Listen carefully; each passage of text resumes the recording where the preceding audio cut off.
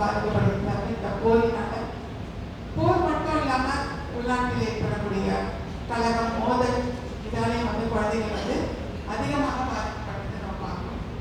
So இதை பற்றி பேசுவதற்காக நம்மளே டாக்டர் வெங்கட்ராமன் அவர்களும் பிஎஸ்சியிலிருந்து ஆண்டர் சுரேஷ் அவர்களும் இருக்காங்க. டாக்டர் வெங்கட்ராமன் யுனெஸ்கோட ஒர்க் பண்ணியிருக்காங்க கன்சல்டண்ட்டாக. அது மட்டும் இல்லாமல் நிறைய அனுபவங்கள் பல்வேறு நாடுகளில் பணிபுரிந்த அனுபவங்கள் இருந்து முக்கியமாக ஜார்டன் இந்த மாதிரி காம்ப்ளெக்ஸ் எஜுகேஷனில் ஒர்க் பண்ணியிருக்காங்க. ஸோ குழந்தைகளுடைய எஜுகேஷன் எஸ்டிடி ரிலேட்டடாக அது நிறைய செயல்பாடுகள் செய்திருக்காங்க. ஸோ அவர்கள் இன்னைக்கு நம்முடைய இருப்பது ஒரு நல்ல விஷயமாக பார்த்துட்டு, ஸோ அவர்கள் மற்ற நாடுகளில் என்ன மாதிரி இந்த மாதிரி காம்ப்ளெக்ஸ் சிச்சுவேஷனுக்கு அந்த குழந்தைகளுடைய பாதுகாப்பு பற்றி நம்முடைய பகிர்ந்து கொள்ளாது. அங்கே சுரேஷ் அவர்கள் பிஎஸ்சியை அனைவருக்குமே நல்ல பரிச்சயமானவர். உரிமை வீரர்கள் உரிமைக்காக நிறைய செயல்பாடுகள் செய்துட்டு இருக்காங்க. அவங்க இப்போ நம்ம இந்திய நாட்டிலும் போர் அப்படின்னு பெருசாக நம்ம பார்க்கல. போர் நடக்குது பார்த்தீங்கன்னா நிறைய மணிப்பூர் இது மாதிரி உள்நாட்டில் உள்ள ஏற்படக்கூடிய மோதல்கள் இதனால குழந்தைகள் எல்லாரும் பாதிக்கப்படுகிறார்கள். அதற்காக என்ன மெக்கானிசம் இருக்கா இல்லையா, நாம் என்ன செய்யலாம் அப்படிங்கிறத பற்றி நம்மளே இவங்க 2 பேரும் பகிர்ந்து கொள்ள போகிறார்கள்.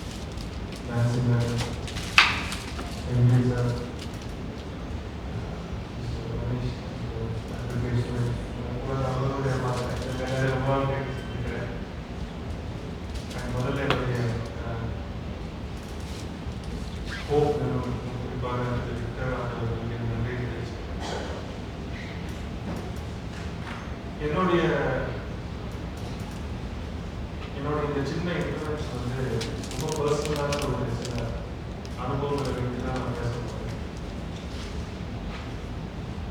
பொதுவாக என்னுடைய ஒர்க்கு பார்த்தீங்கன்னா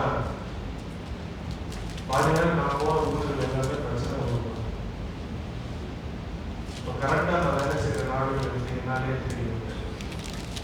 லெபனான், சிரியா, யமன், கென்யா, அந்த refugee camp, Uganda.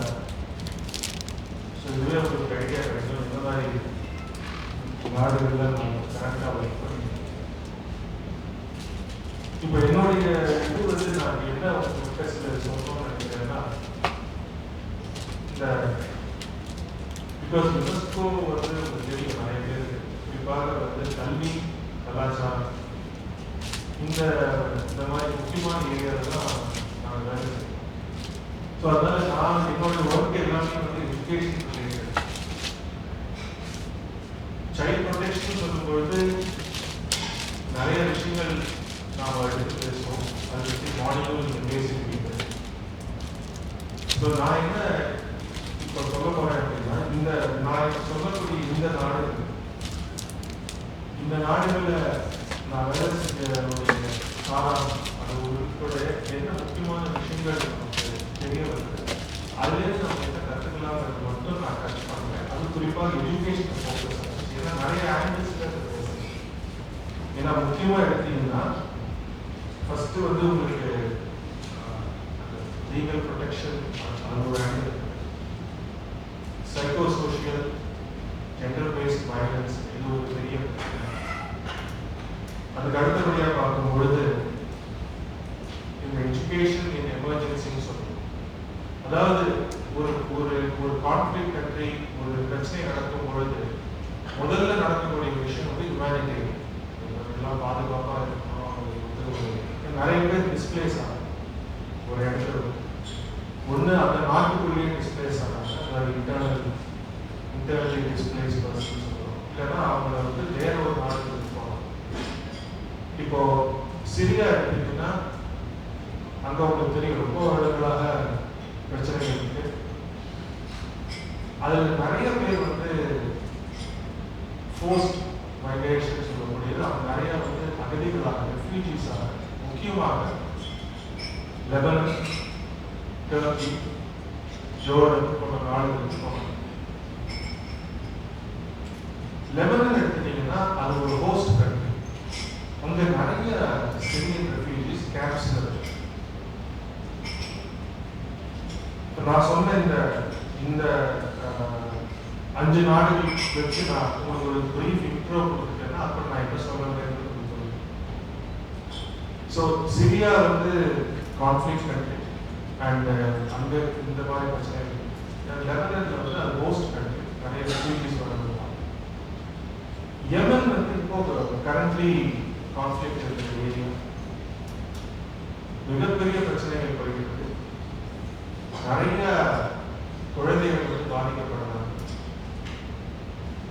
And Kenya எடுத்துட்டீங்கன்னா அங்க வந்து உலகத்தில் இருக்கக்கூடிய மிகப்பெரிய அகதிகள் முகாம் எடுத்தீங்கன்னா அது 2 பெரிய அகதிகள் முகாம் கென்யா இருக்கு. ஒன்று வந்து டடாப்னு சொல்லுவோம். இது வந்து சொமாலியாவுக்கும் கென்யாவுக்கும் உள்ள பார்டர், ஆல்மோஸ்ட் ஒரு பாலைவனம். அங்க கிட்டத்தட்ட வந்து க்ளோஸ் டு 10 மில்லியன் பீப்புள் இருக்காங்க. அங்க இன்னொரு கேம்ப் இருக்கு, காக்குமான்னு சொல்லி அங்க இன்னொரு கேம்ப். ஸோ கென்யா வந்து ஒரு ஹோஸ்ட் கண்ட்ரி இருக்கும். ஆனால் அங்கே இருக்கிற ரெஃப்யூஜிஸ்க்கு மெயின் கென்யாக்குள்ள வந்து வாழக்கூடிய அந்த தகுதிகள் கிடையாது. அங்கே எல்லாருமே அந்த கேம்ப்குள்ள தான் இருக்கும். அங்கே பல காலமாக அங்கேயே இருக்கிறதுனால குழந்தைகள் அங்கேயே பிறந்து வளர்ந்து திருமணமாகி வேலைக்கு போய் அங்கேயே அவங்க வாழ்நாள் முடிகிற மாதிரி சூழ்நிலைகள் இந்த கேம்ப்ஸ். யுகாண்டா எடுத்துட்டீங்கன்னா அகதிகள் அங்கேயும் முகாம்கள் இருக்கு. அதை வந்து அவங்க கொஞ்சம் வேறு விதமாக பார்க்குறாங்க. இன்னும் சொல்ல போனால் ரெஃப்யூஜி வந்து நாம் எப்படி ட்ரீட் பண்ணணும் அப்படின்னு பார்த்தீங்கன்னா யுகாண்டா ஒரு மாடல்னு சொல்லுவோம். அவங்க வந்து வெல்கம் பண்ணாங்க. குறிப்பாக டிஆர்சி காங்கோவில் இருந்து பிரச்சனைகள்னாங்க. அது முதல்ல ருவாண்டாவில் பண்ணுறாங்க, பின்னாடி காங்கோவில் பண்ணாங்க. ஸோ அங்கே இருக்கிற இடத்துல வந்து நிறைய வந்து இன்க்ளூஷன், அதாவது வந்து அகதிகளாக மாதிரி அவங்க ட்ரீட் பண்ணாங்க. அவங்க வந்து அந்த மெயின் ஸ்ட்ரீம் சொசைட்டியோட இருக்கனால அங்கே இருக்கிற குழந்தைகளுக்குலாம் வந்து ஆக்சஸ் கிடைக்கும். ஸோ இந்த 5 நாடுகளோட சுச்சுவேஷன் எடுத்தீங்கன்னா எஜுகேஷன் கல்வின்னு எடுக்கும்பொழுது ஒரு சில காமனான விஷயங்கள் என்ன நமக்கு தெரிய வருது. முதல்ல வந்து குழந்தைங்களுக்கு வந்து ஃபர்ஸ்ட் வந்து வயலன்ஸ். நிறைய குழந்தைகள் இறக்குறாங்க இந்த கான்ஃப்ளிக்ட்ல மாட்டி, அல்லது ரொம்ப சிவியர்லி இன்ஜரி ஆகி அவங்களால வந்து ஒரு ப்ராப்பரான ஒரு இதில் வந்து பண்ண முடியாது, கை காலெல்லாம் போய் அந்த மாதிரியான பிரச்சனைகள். அது குறிப்பாக வந்து யமன்ல ரொம்ப அதிகமாக இருக்கும். கிட்டத்தட்ட வந்து என்ன சொல்றாங்கன்னா ஒரு ஆவரேஜா ஒரு 4 குழந்தை எவ்ரி 2 days நீ எடுக்கிறது ஒரு சின்ன காலத்தில் இருக்கு. ஸோ ஃபர்ஸ்ட் வந்து எல்லா இடத்துலையும் குழந்தைகளுக்கு வந்து சேஃப்டி வந்து ரொம்ப முக்கியமானதுன்னா கெட்டிங் கில்ட் கான்ஃப்ளிக்ட். இந்த கான்ஃப்ளிக்ட்ல இன்னொரு பிரச்சனை என்னன்னா அவங்க ஃபேமிலி வந்து பிரிஞ்சிடறாங்க, செப்பரேட் ஆகிடும் பல காரணங்களால். இந்த ஃபேமிலியில் பெரியவங்க வந்து இறந்துடுறாங்க, இவங்க வந்து இவங்க வேற எங்கேயோ போயிடுறாங்க, வேற ஒரு முகாம் இருக்காங்க. லெபனன் ரெஃப்யூஜி கேம்ப்ல நாங்கள் ஒர்க் பண்ணும்பொழுது நிறைய குழந்தைகள் வந்து பெற்றோர்கள் எங்கே போனாலுமே தெரியாம அங்கேயே இருக்காங்க. ஸோ அவங்களுக்கு வந்து சில இதில் இன்னொரு சிக்கல் என்ன, அவங்க போகக்கூடிய நாட்டில் வந்து மொழி வேற மாதிரி இருந்ததுன்னா அது வேற ஒரு பெரிய பிரச்சனையா இருக்கு.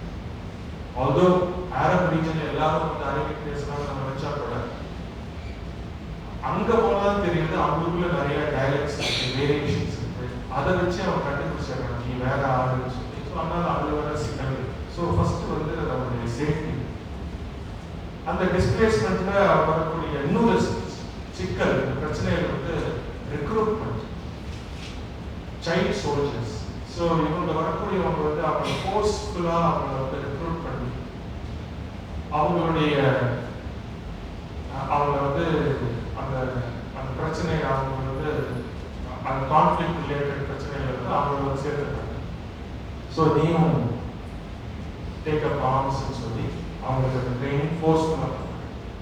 இன்னொன்று வந்து சைக்கோ சோஷியல் இஷ்யூஸ், ட்ராமா, என்ன இருக்கக்கூடிய பிரச்சனைகளை வந்து அவங்க குழந்தைகளால் தாங்கிக்க முடியாது. சைக்கலாஜிக்கல் ஸ்ட்ரெஸ், கண் முன்னாடியே அவங்க திட்டவங்க கொலை செய்து போடுறாங்க, நிறைய இந்த குண்டு வெடிப்புகள், நிறைய கதைகள் நம்ம கேட்டோம்னா ரொம்ப பயங்கரமாக இருக்கும்.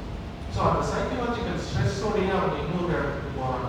ஒரு நாட்டுக்குள்ளே இருக்கிற இடத்துக்கு போனாலும் சரி, வேறு இடத்துக்கு போனாலும் அது ஒரு பெரிய ஸ்காராக இருக்குது. கவுன்சிலிங் வந்து இம்மீடியட்டாக கிடைக்காம போயிடுது. ஸோ அது ஒரு பெரிய சிக்கல் இருக்குது. பெண்கள், கேர்ள்ஸ் எடுத்துட்டீங்கன்னா அந்த ஜெண்டர் பேஸ்ட் செக்ஷுவல் வயலன்ஸ் ரொம்ப அதிகமாக இருக்குது. அதுவும் சில இடத்துல வந்து என்ன ஆகுதுன்னா அவங்களுக்கு பொருளாதார ரீதியான பிரச்சனைகள் இருக்கிறதுனால பெற்றவங்க வந்து அவங்க சின்ன வயசுலேயே திருமணம் செய்து கொடுக்குறாங்க. ஸோ ஏர்லி மேரேஜ் ஒரு பெரிய சிக்கல்.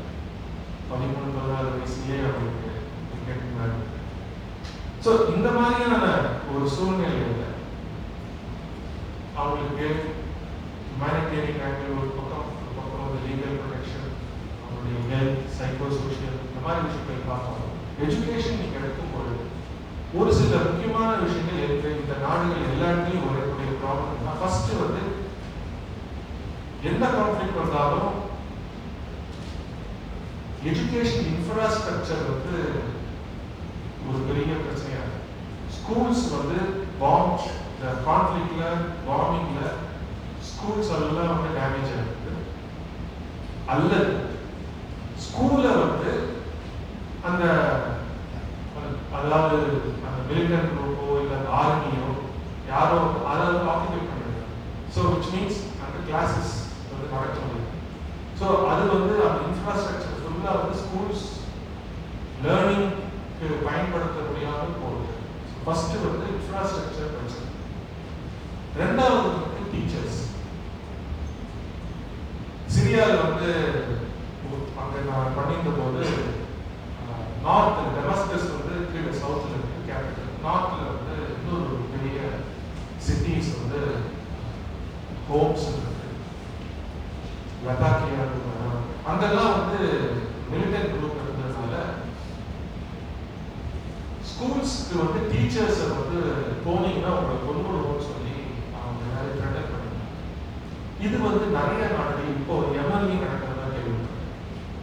சிரியாவில் அதாவது டீச்சர்ஸ் வந்து ஸ்கூலுக்கு போகக்கூடாது, அவங்களையும் வந்து ஃபோர்ஸ்ஃபுல்லாக வந்து ரெக்ரூட் பண்ணுறது, அவங்களை அடிக்கிறது. ஒரு இன்ஃபேக்ட் டீச்சர்ஸ் கெட்டிங் கில்ட் வந்து ரொம்ப காமனாக. இப்போ எமன்ல என்ன பிரச்சனை அப்படின்னா இந்த ஸ்கூல்ஸ் இல்லைனாலும் டெம்பரரி ஸ்கூல்ஸில் குழந்தைகளை கொண்டு வந்து விட்டா கூட டீச்சர்ஸ் வராங்க ஒரு சில இடங்கள்ல. ஆனால் அந்த பிரச்சனைகள்னால கவர்மெண்டால வந்து டீச்சர்ஸ்க்கு வந்து எந்த சேலரியும் கொடுக்க முடியல. 2014 அவங்களுக்கு சேலரி இருக்கு. ஆனாலும் இந்த டீச்சர்ஸ் வந்து அந்த குழந்தைங்களுக்கு அந்த ஸ்கூல்ல கிளாஸஸ் எடுத்துட்டு இருக்காங்க. நடுப்புற ஒன்று டோனர் ஏஜென்சி வந்து கொஞ்சம் காசு கொடுத்தாங்க, அது தொடர்ந்து செய்ய முடியும். ஸோ இன்ஃப்ராஸ்ட்ரக்சர் ஒரு பிரச்சனை, டீச்சர்ஸ் ஒரு அவங்களுடைய சேலஞ்சஸ். அவங்களுக்கு பிசிக்கல் த்ரெட் இருக்கு, சாலரிஸ் வருதில்லை, அவங்களுக்கு எந்த விதமான டீச்சிங்கான மெட்டீரியல்ஸும் கிடையாது. இன்ஃப்ராஸ்ட்ரக்சர்லாம் அதுக்கு சில தொண்டு நிறுவனங்கள், யூஎன் ஆர்கனைசேஷன்ஸ்லாம் வந்து டிஃப்ரெண்ட் கான்செப்ட்ஸ் கொண்டு வந்து அதை எப்படி சால்வ் பண்ணலாம். ஃபார் எக்ஸாம்பிள் சிரியாவில் வந்து ஜப்பனீஸ் கவர்மெண்ட் வந்து இந்த பங்கர் மாதிரி அவங்க அந்த ஃபுட்டெல்லாம் கப்பலில் வரக்கூடிய பெரிய பெரிய அந்த பெரிய பெரிய கண்டெய்னர்ஸ், அந்த கண்டெய்னர் இதை கொண்டு வச்சு அது ஒன்றும் விண்டோஸே இல்லை, ஆனால் அதுக்குள்ள வந்து கிளாஸ். ஏன்னா வேற ஸ்கூல்ஸ்க்கான ஆப்பர்ச்சுனிட்டி கிடையாது. இன்னும் சில இடங்கள்ல பார்த்தீங்கன்னா இப்போ எம்எல்ஏ என்ன பண்ணாங்கன்னா சீக்கிரட்டா, அது அண்டர் கிரவுண்ட் சொல்லுவாங்க. அப்படின்னா ஒரு வீட்டுக்குள்ளேயே ஒரு கிளாஸ் நடக்குது, வெளியில பார்த்தா ஸ்கூல் மாதிரி கிடையாது, அங்கேயே வச்சு பண்றது. ஏன்னா அதெல்லாம் தெரிஞ்சுன்னா பிரச்சனை ஆகும். இந்த மாதிரி மேக் ஷிஃப்ட்ல வந்து நடக்குது. இந்த ரெஃப்யூஜி கேம்ப்ஸ்ல என்ன சிக்கல் தான். அங்கே இந்த மாதிரி பிரச்சனைகள் இல்லைன்னா கூட ரெஃப்யூஜி கேம்ப்ல வந்து எல்லாமே அது ரொம்ப லிமிட்டட் தான். ஸ்பேஸ் ரொம்ப லிமிட்டட், மெட்டீரியல்ஸ் ரொம்ப லிமிட்டட்.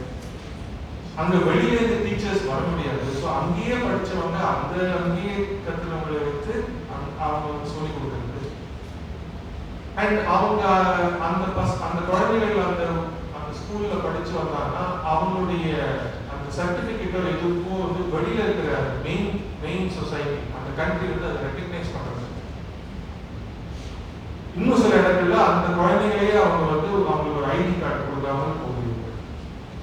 ஸோ இந்த மாதிரி சூழ்நிலையில என்ன நடக்குதுன்னா ஒரு சில நல்ல எக்ஸாம்பிள்ஸ் யுகாண்டா, லெபனான்ல பாலிசி லெவல்ல நிறைய அட்வொகேசி பண்ணி அந்த கவர்மெண்ட் வந்து அதுக்கான அங்கீகாரம் என்னன்னா நீ அங்க உனக்கு ரெஃப்யூஜி கேம்ப்ல நீ ஒரு சர்டிபிகேட், நீ ஒரு 10th or 12th முடிச்சிருந்தா உன்னுடைய அந்த சர்டிபிகேட் உன்னுடைய குவாலிஃபிகேஷன் அந்த ரெக்கக்னைஸ் பண்ணும்.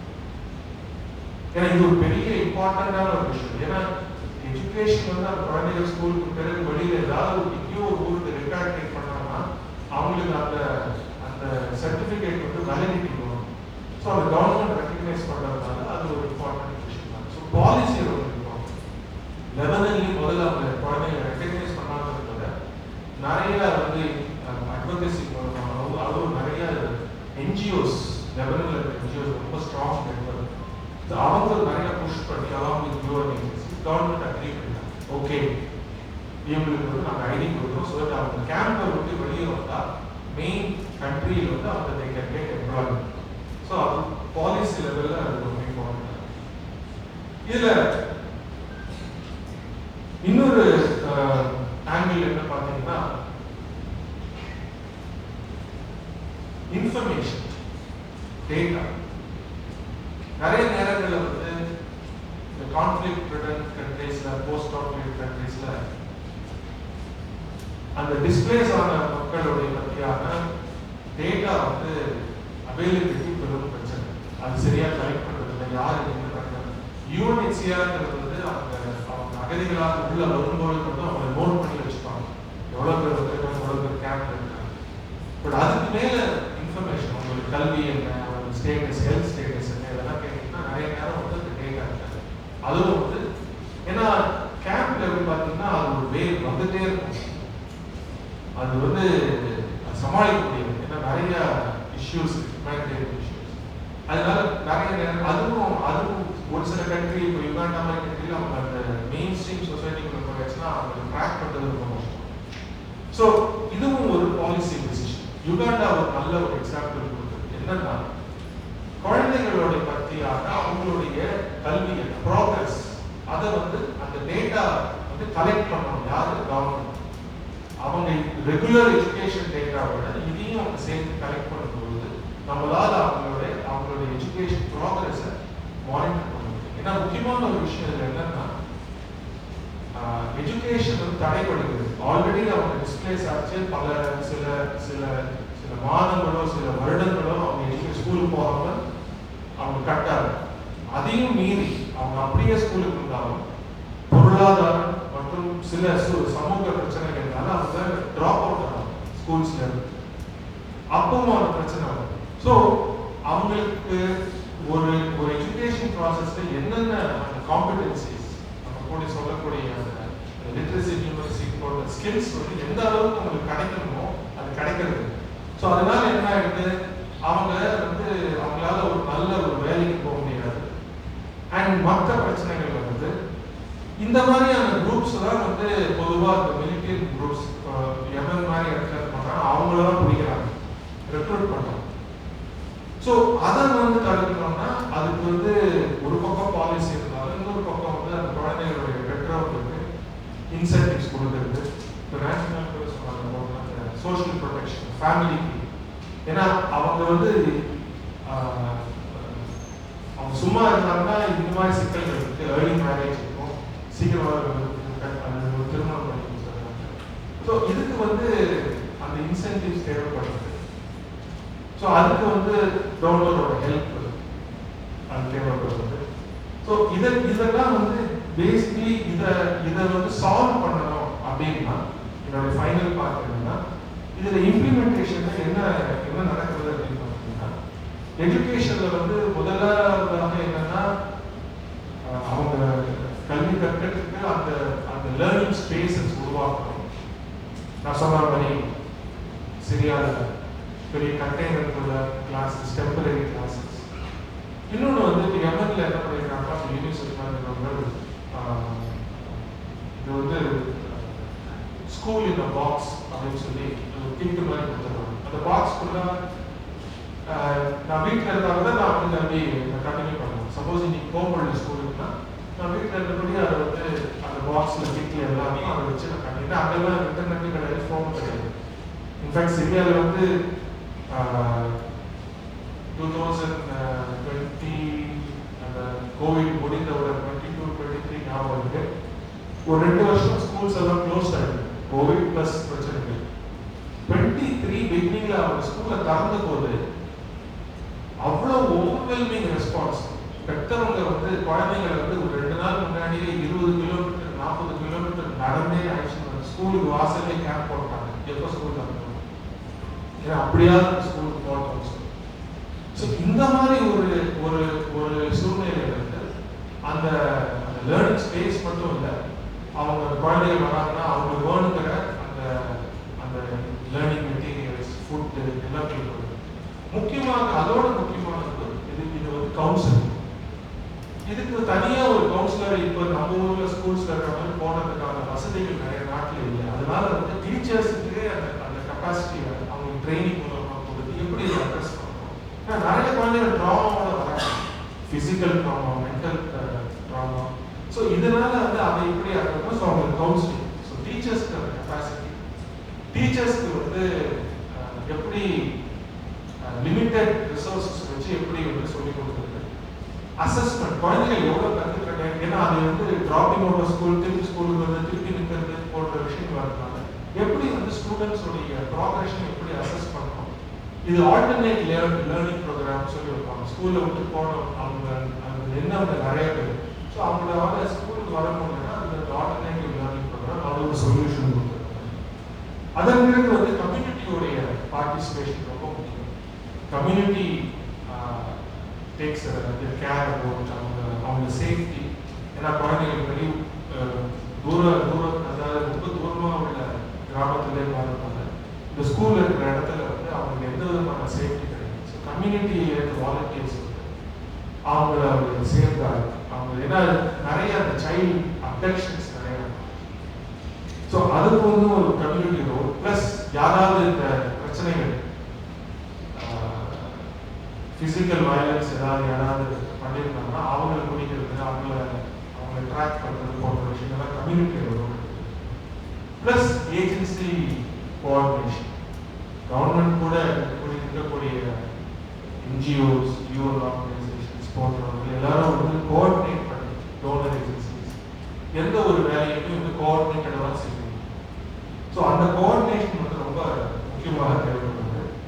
நான் முதல்ல சொன்ன மாதிரி பாலிசி லெவலில் நிறையா அட்வொகேசி தேவைப்படுகிறது. ஏன்னா அந்த ஹோஸ்ட் கண்ட்ரியாக இருக்கட்டும் இல்லை கான்ஃப்ளிக்ட் கண்ட்ரிலேயே இருக்கக்கூடிய அந்த ரெக்கக்னைஸ்ட் கவர்மெண்ட் வந்து அவங்க வந்து பாலிசி லெவலில் சில விஷயங்களை கொண்டு வந்தால் தான் இதுக்கான நிரந்தர தீர்வுகள் கிடைக்கும். ஸோ அது ஒரு ஆங்கிள் ரொம்ப முக்கியமானது. Of course legal protection, health and psycho social இஷ்யூஸ்லாம் நம்ம ஒரு டீட்டெயிலில் போகணும். பட் இது எல்லாமே வந்து ஒருங்கிணைந்து வரும்பொழுது நம்ம ஓரளவுக்கு நம்ம ஒரு இந்த இஷ்யூஸ் ஆஃப் சைல்ட் ப்ரொடெக்ஷன் சக்ஸஸ்ஃபுல்லாக பண்ண முடியும். பட் இது வந்து இது ஒரு ப்ராப்ளம் அதை வந்து ஃபிக்ஸ் பண்ணிட்டோங்கிறது கிடையாது. ஏன்னா அந்த சுச்சுவேஷன் வந்து மாறிட்டே இருக்கும். இன்னைக்கு மார்னிங் கூட பார்த்துருக்கேன், நேற்று பார்த்துருக்கேன், எனக்கு ஒரு ப்ராப்ளம். ஸோ அது உடனே மாறும். ஸோ அது வந்து 24 ஹவர்ஸ்க்கு வந்து சுச்சுவேஷன்ஸ் மாறிட்டு தான் இருக்கு. அதுக்காக கான்ஸ்டன்ட்டாக வந்து அங்கே இருக்கிற வேலை செய்யறவங்களோட பிளானிங். ஸோ அங்கே வந்து long term planning, medium term planning கிடையாது, எல்லாமே அப்பப்போ நடக்கிற பிளானிங் தான். அந்த பிளானிங் வந்து பண்ணிட்டு உடனே எஃபெக்டிவாக பண்ணுறது. அண்ட் யாராலும் அங்கே போய் வேலை செய்யறது பண்ணுறதுன்னு ஒரு பெரிய சேலஞ்ச். எல்லாராலையும் அங்கே போய் இருக்க முடியாது, பிகாஸ் ஆஃப் வயலண்ட் நேச்சர்.